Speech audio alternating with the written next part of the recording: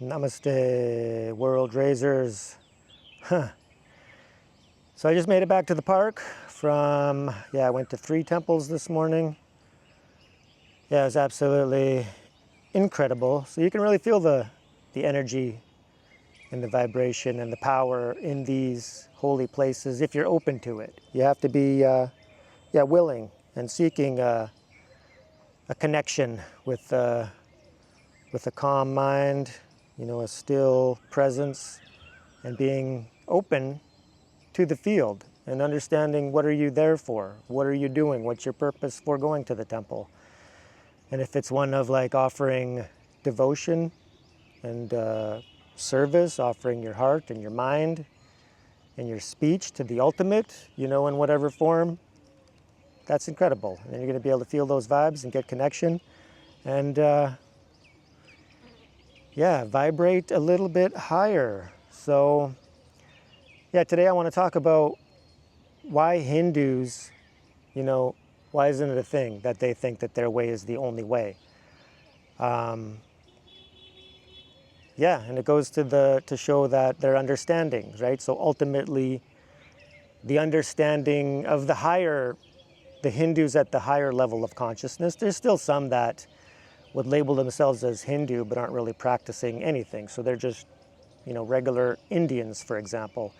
It's just like somebody who claims to be a Christian but never does anything, like Christ, would be non-practicing, would just be a regular citizen. So in those instances, I would say that their nationality would be a higher level of identity than their religion if they're not actually practicing. So I encounter many, many Indians here, that are like that, even some that go to the temple. I met a group today, and it seems like it's always the bigger groups. If there's a group of guys around 5 or more, 4 or 5 or more, they're just messing around. So they want to talk to me, but then they want to make fun and not really connect. So they're not really seeing, spirituality within me. They can't see it. So on the other hand, you see some that are incredibly devoted, some young men. I interviewed a couple today.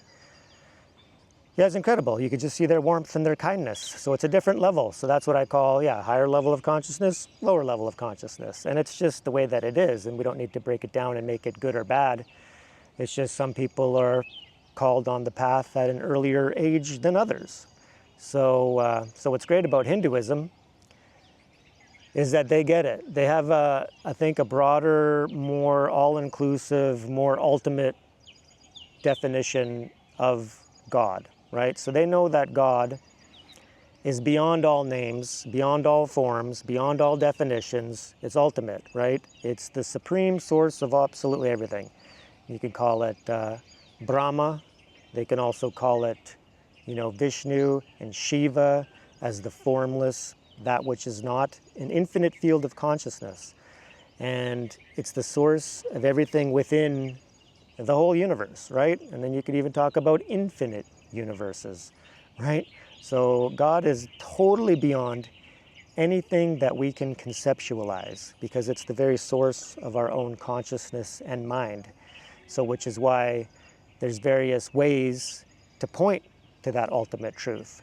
So for Hinduism, they have many, many, many representations of the divine. And they're not confused by that either because there's still, the main 3 forms, and then they also have the female forms as well, right? And then the rest of the deities are kind of lineages and manifestations and various forms of those ones, right? So they're really not confused about there being only one source. So, and that's what makes it so powerful.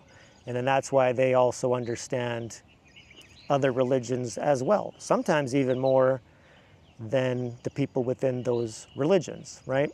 So if you want to have a religion who thinks that their way is the only way, then that's bound to create conflict in the world. And we've reached a point in time where we need to rise above this conflict. We need to let go and surrender our judgments and our opinions of others' faiths, but at the same time, protecting ourselves and having boundaries so nobody's encroaching on our beliefs and our traditions, right? Yeah, no matter what those are. So people should have the freedom to choose their own path. And a lot of times it's not even their choice. It's the families that they're born into, the cultures, you're born into a religion. And a lot of people will stay in that same religion throughout their lifetime. Yeah, for me it was through, well, just we weren't really practicing much as children growing up, raised by a single mother in the early days.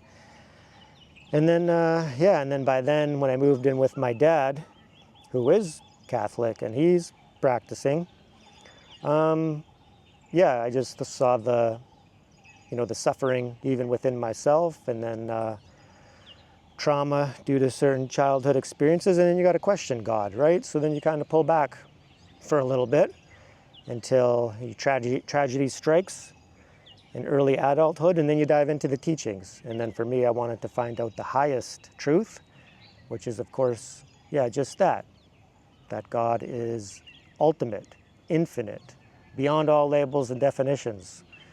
So, yeah, so that's why it's a really high thought. And then it's the rest of the Dharmic traditions as well. They know that their way is not the only way. Even the Dalai Lama, for example, he's always encouraging people to really practice their own religions.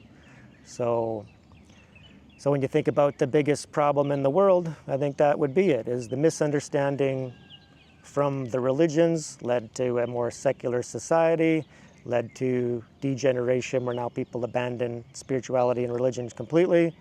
And then now it's complete, utter chaos, because there's no morality, there's no structure and stability in the family unit.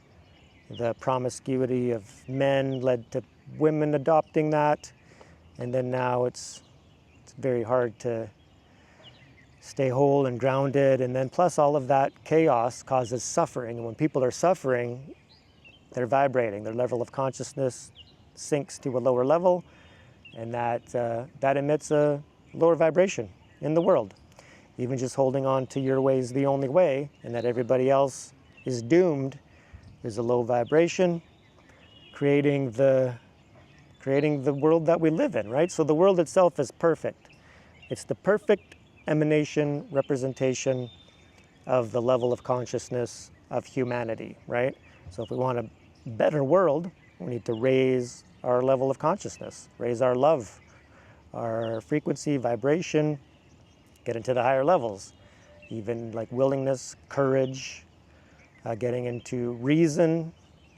Reason is very logical, and it's a very, very high level of consciousness. It's yet higher than acceptance, because reason understands, the way things should be, that we're all divine in our own right. We all have sovereignty, right? So we're all sovereign beings, right? Sentient beings here together. And we all deserve respect and dignity by the fact that we exist. So we're all emanations of the one infinite source. And we need to acknowledge that and get back to that. So hope you guys get what I'm trying to say. If you do, of course, give me a like. Let me know what you think down in the comments section. Does that fit with your understanding? Let's get a conversation going. So yeah, let me know, and I'll see you on the next one. Peace.